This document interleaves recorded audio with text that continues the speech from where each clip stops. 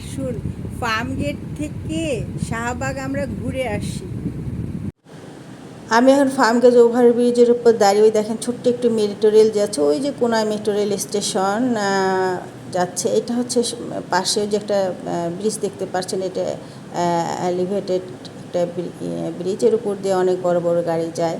আর এটা হচ্ছে ফার্ম গেটের ওই যে পূর্ব পাশে রাস্তাটা, তেজকুনিপাড়ার দিকে যে রাস্তাটা চলে গেছে। এখানে আসলে খুব বিচি এলাকায় ফার্ম গেটটা, এখানে অনেক কিছুই পাওয়া যায়। ওভারব্রিজের ওপর অনেক ছোট ছোট দোকান রয়েছে, নিত্য প্রয়োজনীয়। অনেক নারী ছোট ছোট উদ্যোক্তাও এখানে দোকান দিয়েছে। আর এটা হচ্ছে একটা ফার্ম গেটের বড় মার্কেট। এখানেও অনেক ইলেকট্রনিক্সের জিনিসপত্র পাওয়া যায়। আর এদিক দিয়ে রাস্তাটা দেখতেছেন, এটা হচ্ছে গ্রিন রোড যাওয়ার রাস্তা, আর এটা হচ্ছে কাজী নজরুল ইসলাম যাওয়ার রাস্তা। আমরা এই রাস্তা দিয়ে চলে আসলাম কারওয়ান বাজার। কারওয়ান বাজারটা আসলে অনেক বিখ্যাত একটি জায়গা। এখানে অনেক ব্যবসায়ী আছেন এবং তারা অনেক কিছুর ব্যবসাপাতি করেন।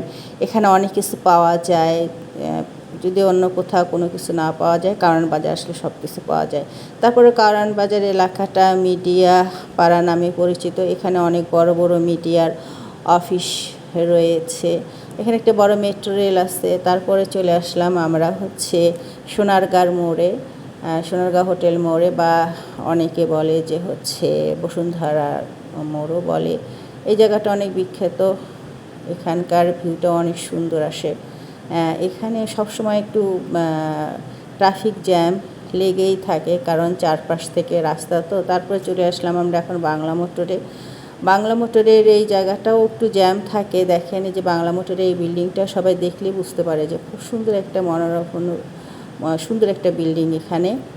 তারপর এখান থেকে আমরা এখন চলে যাচ্ছি হোটেল কন্টিনেন্টালে চলে আসলাম। এই এলাকাটা অবশ্য ভিআইপি এলাকা। পাশে একটা মিন্টু রোড আছে, মিন্টু রোডটা প্রায় হচ্ছে ভিআইপির জন্য একটু বন্ধই থাকে, যার কারণে এখানে অনেক সময় ভিড় লেগেই থাকে বা গাড়ির জ্যাম লেগেই থাকে।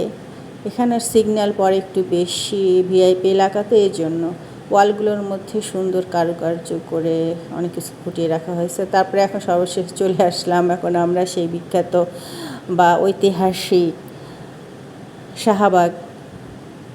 শাহবাগের মোড়ে।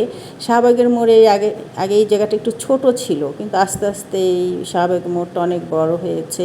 এখানে সব সময় গাড়ির একটা ভিড় লেগেই থাকে বা যানজট একটা থাকে, কারণ এখানে পাশে হচ্ছে ঢাকা ইউনিভার্সিটি, তারপরে একটি বড় জাদুঘর আছে, তারপরে হচ্ছে এখানে বাংলাদেশ মেডিকেল কলেজ, বারডেম হাসপাতাল। চারপাশ থেকে রাস্তাটা এখানে আসে এই জায়গায় মিলিত হয়েছে শাহবাগের এই মোড়ে, যার কারণে মোড়টা একটু আগে ছোট ছিল, এখন বড় হয়েছে, অনেক গাড়ি ঘোড়া হয়েছে। এখানে সব মানুষরা আসে, তাদের অনেক দাবি দাওয়া নিয়ে আসে, দাবি জানাতে আসে। এখানে অনেক সময় অনেক কিছু প্রতিবাদ করার জন্য এই এলাকায় আসে, যার কারণে এখানে একটু যানজট লেগে থাকে।